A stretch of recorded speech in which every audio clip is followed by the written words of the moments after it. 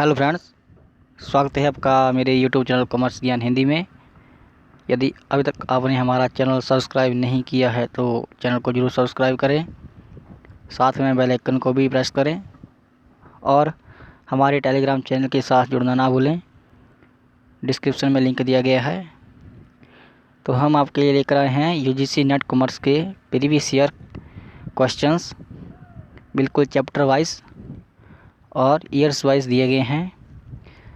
तो हम आपके लिए आज लेकर आए हैं बिजनेस इन्वायरमेंट के प्रीवियस ईयर क्वेश्चंस, जिसमें हमारा दिसंबर 2018 में जो क्वेश्चन आया था, जिसमें सूची 1 की मदों का सूची 2 की मदों के से मिलान कीजिए और नीचे दिए गए कोड से सही अंतर चुनिए। इसमें हमारा दिया गया था नंबर 1 पर प्रतिद्वंदी फर्में। तो ये इसका बताना था, ये बाह्य पर्यावरण के साथ सम्मिलित है या सामाजिक एवं सांस्कृतिक पर्यावरण या आंतरिक पर्यावरण या वैश्विक पर्यावरण। जो प्रतिद्वंदी फर्में होती हैं वो हमारी आंतरिक पर्यावरण के अंतर्गत आती हैं। इसमें बी है प्रौद्योगिकी यानी टेक्नोलॉजी हमारी ये बाह्य वातावरण के अंतर्गत आती है। इसमें सी है गुणवत्ता में सुधार लाना, यह वैश्विक पर्यावरण के अंतर्गत आती है। नेक्स्ट रहेगा व्यवसाय में आचार नीति, यह आंतरिक पर्यावरण के अंतर्गत आती है। जिसका सही आंसर हो जाना था ऑप्शन सी।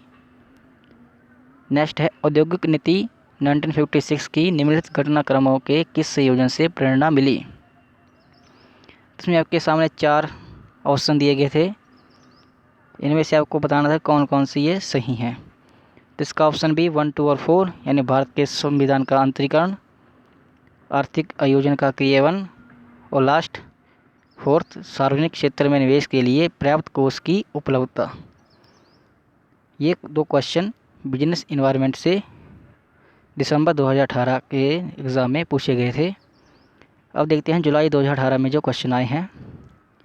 कंपनी अधिनियम 2013 के अनुसार बनाए जाने वाले पार्षद सीमा नियम में सम्मिलित की जाने वाली महत्वपूर्ण सूचना में कौन सा वाक्य सम्मिलित नहीं होता है। तो इसमें आपके सामने 4 को दिए गए थे ऑप्शंस, इसमें आपको एक सही बताना था। तो इसका सही होगा कंपनी के आंतरिक प्रबंधन के लिए नियम, विनियम और उपनियम, यानी ऑप्शन सी। नेक्स्ट क्वेश्चन जो जुलाई 2018 में आया था,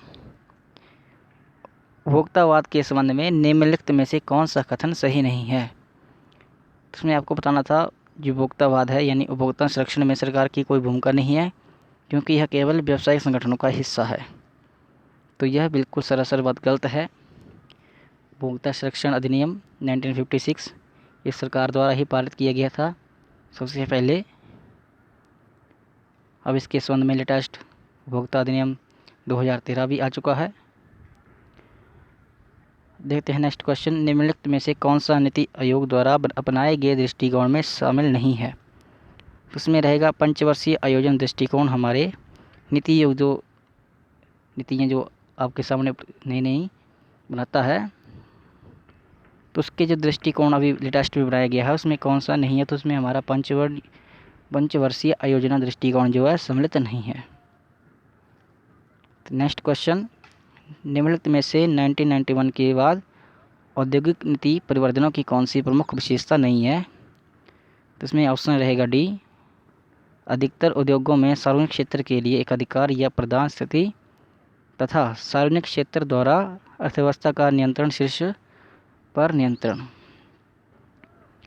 यानी जो 1991 में सुधार हुए थे, आपको पता होगा 1991 में ही 3 आर्थिक सुधार हुए थे, जिसमें हमारा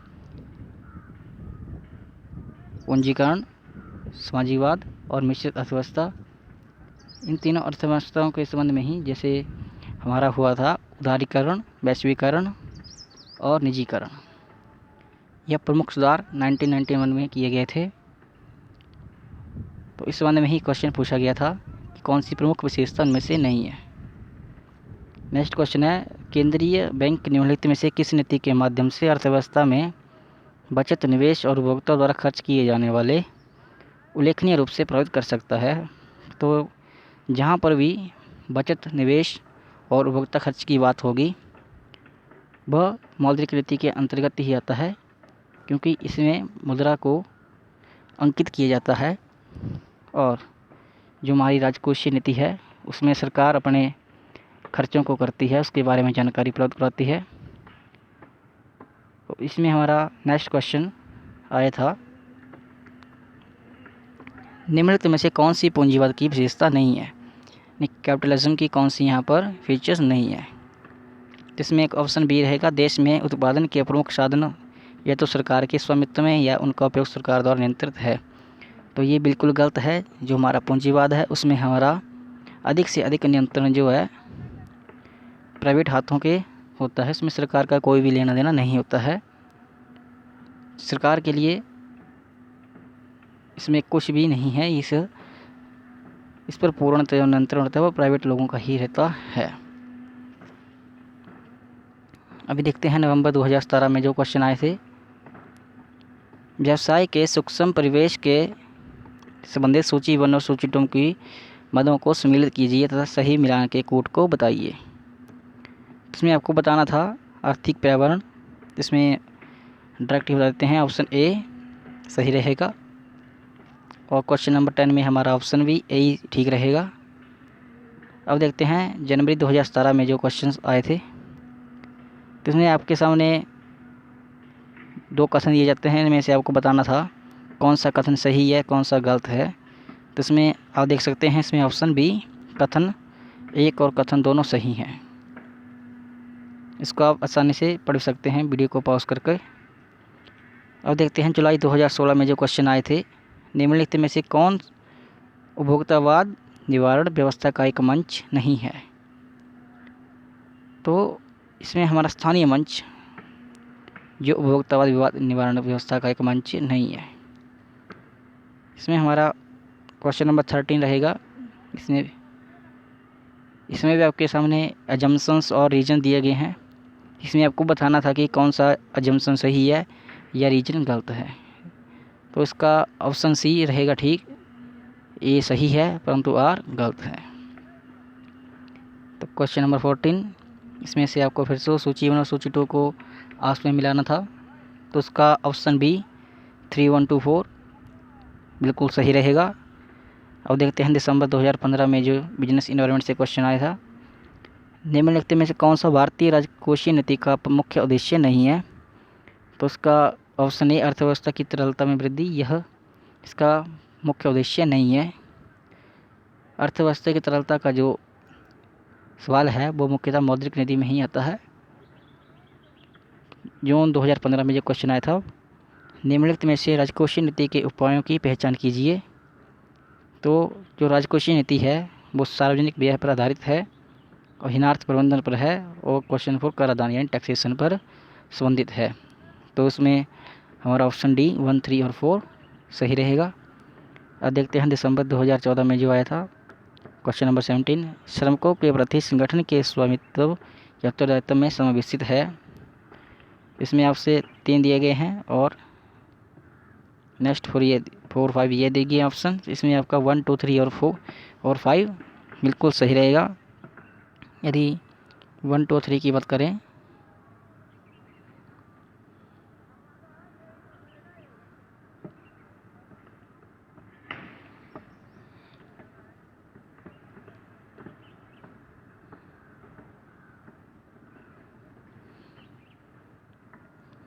तो उचित मजदूरी का भुगतान, श्रमिकों के उपयुक्त प्रशिक्षण और शिक्षा की व्यवस्था, कुशल परिवार निस्तारण प्रणाली का प्रस्तापन और 5 रहेगा सर्वश्रेष्ठ संभावित कार्य का प्रावधान। अब क्वेश्चन नंबर 18, निम्नलिखित में से कौन सा सही क्रमिक समुच्चय नहीं है। यानी आपके सामने ये 4 ऑप्शन दिए गए थे, इनको आपको बताना था कौन किससे संबंधित है और कौन किसके बाद आता है।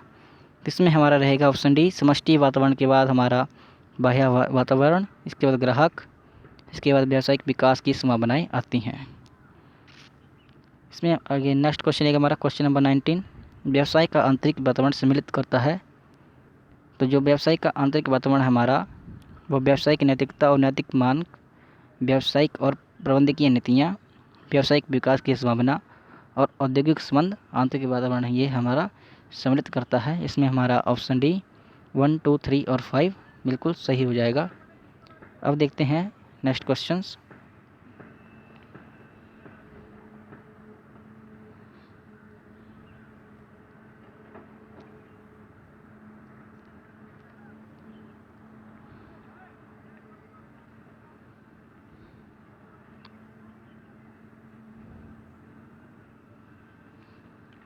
आयकर अधिनियम 1961 की किस धारा के अधीन कृषि आय को आयकर से छूट प्राप्त है?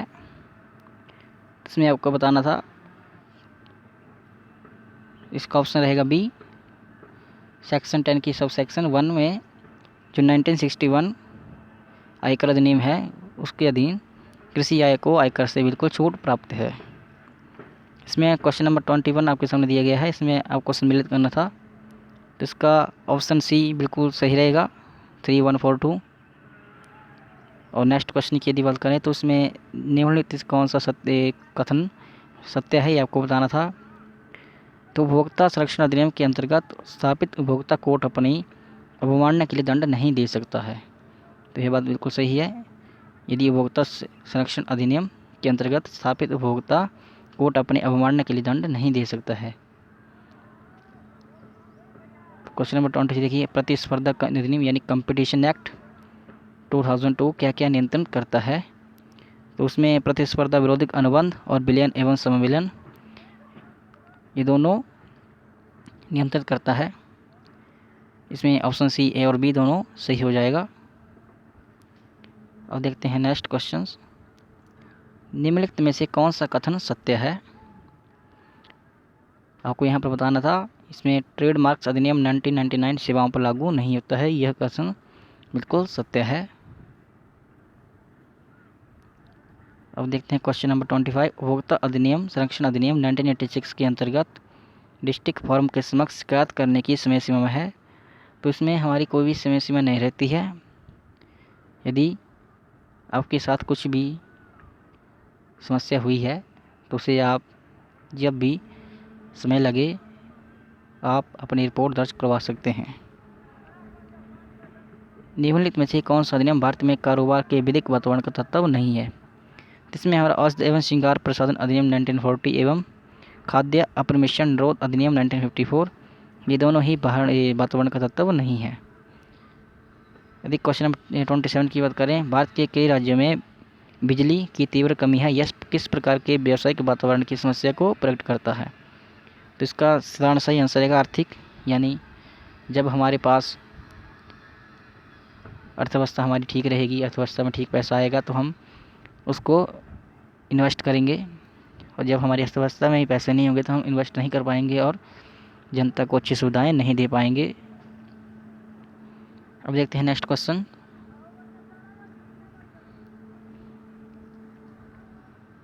निम्नलिखित में से कौन सा उपभोक्ता संरक्षण अधिनियम 1986 की सीमा के बाहर आता है? तो उसमें रहेगा ऑप्शन बी, व्यक्तिगत सेवाओं की सुविधा के अंतर्गत प्रदान सेवाएं।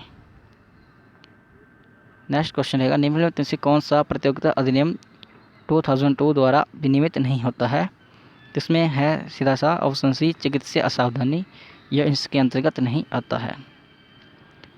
क्वेश्चन नंबर 30 रहेगा, उपभोक्ता संरक्षण अधिनियम 1986 के संबंध में क्या सही नहीं है? इसमें दिया गया है ऑप्शन सी, रुपये 15 लाख सी के दावे से जुड़ी शिकायत राज्य आयोग के समक्ष दर्ज की जानी चाहिए, तो यह सही नहीं है। नेक्स्ट रहेगा क्वेश्चन नंबर 31, सम्मिलित कीजिए। इसमें आपको बताना था, आपको इसमें सम्मिलित करना था, यानी कौन सा ठीक है और कौन सा गलत है। तो इसमें ऑप्शन बी बिल्कुल सही रहेगा, दिखा देते हैं आपको, जिसमें हमारा 3412 बिल्कुल ठीक रहेगा। इसमें क्वेश्चन नंबर 32 रहेगा, व्यवसाय की ग्राहक की प्रति प्रमुख जिम्मेवारी क्या है? तो इसमें हमारा 2, 4 और 5 बिल्कुल सही रहेगा। 2 यानी ग्राहकों की आवश्यकताओं को समझना और उन आवश्यकताओं की पूरा करने के लिए आवश्यक उपाय करना। 4 यह सुनिश्चित करना कि जिस उत्पाद की पूर्ति की गई है ग्राहक पर उसका प्रतिकूल प्रभाव नहीं पड़ेगा। और 5 शिकायतें सुनने तथा असली शिकायतों को दूर करने का अवसर प्रदान करना। अब देखते हैं जून 2013 में जो विनिस इन्वायरमेंट में क्वेश्चन आए थे, भारत में शिखर उपभोक्ता न्यायालय को क्या कहा जाता है? तो इसमें राष्ट्रीय उपभोक्ता विवाद निवारण आयोग, यह भारत में शिखर उपभोक्ता न्यायालय को कहा जाता है। इसमें क्वेश्चन नंबर 34 रहेगा, उपभोक्ता विकास तथा विनियम अधिनियम 1951 के प्रावधानों के अंतर्गत लाइसेंस किस कार्य के लिए आवश्यक है? तो यहाँ पर जितने भी ऑप्शन दिए गए हैं सभी ठीक हैं, यानी उपरोक्त सभी। ऑप्शन डी, विद्यमान औद्योगिक प्रतिष्ठान की अवस्थिति बदलने हेतु, विद्यमान औद्योगिक प्रतिष्ठान में नूतन वस्तु का उत्पादन या विनिर्माण करने हेतु, या नूतन प्रतिष्ठा स्थापित करने हेतु हमें लाइसेंस की आवश्यकता है। आगे रहेगा क्वेश्चन नंबर 35, उपभोक्ता संरक्षण अधिनियम 1986 के अंतर्गत शिकायत किस आधार पर अवैध होगी? इसमें रहेगा ऑप्शन बी, निःशुल्क प्रदान की जाने वाली सेवा के अंतर्गत जो शिकायत है वो हमारी अवैध रहेगी। क्वेश्चन नंबर 36 है, निम्नलिखित कौन सा अधिनियम 1961 की धारा 80G के अंतर्गत राष्ट्रीय बाल कोष को प्रदान के अंतर्गत आएगा? तो उसमें आएगा बी, बिना किसी योग्य सीमा के 50% कटौती, यह हमारी 1961 की धारा 80G के अंतर्गत राष्ट्रीय बाल कोष के प्रदान के अंतर्गत आएगा। इसमें रहेगा क्वेश्चन नंबर 37, इसमें आपको भी सम्मिलित करना था, इसका ऑप्शन बी सही रहेगा 2413। और यदि क्वेश्चन नंबर 38 की बात करें, यदि साझेदारी फर्म का पुस्तकीय मूल्य 1,10,000 है तथा आयकर अधिनियम 1961 के अंतर्गत धारा 40V में कार्यकारी साझेदारों को प्रारंभिक यानी इनका वेतन दिया है तो उनका वेतन होगा, इसमें ऑप्शन हमारा बी सही से हो जाएगा, ऑप्शन बी 1,50,000 इसका सही आंसर रहेगा। तो इस तरह की वीडियो देखने के लिए हमारे चैनल के साथ आप जुड़े रहें, वीडियो को अधिक से अधिक लोगों के साथ शेयर करें तथा चैनल को जरूर सब्सक्राइब करें और हमारे टेलीग्राम चैनल के साथ जुड़ना ना भूलें। धन्यवाद।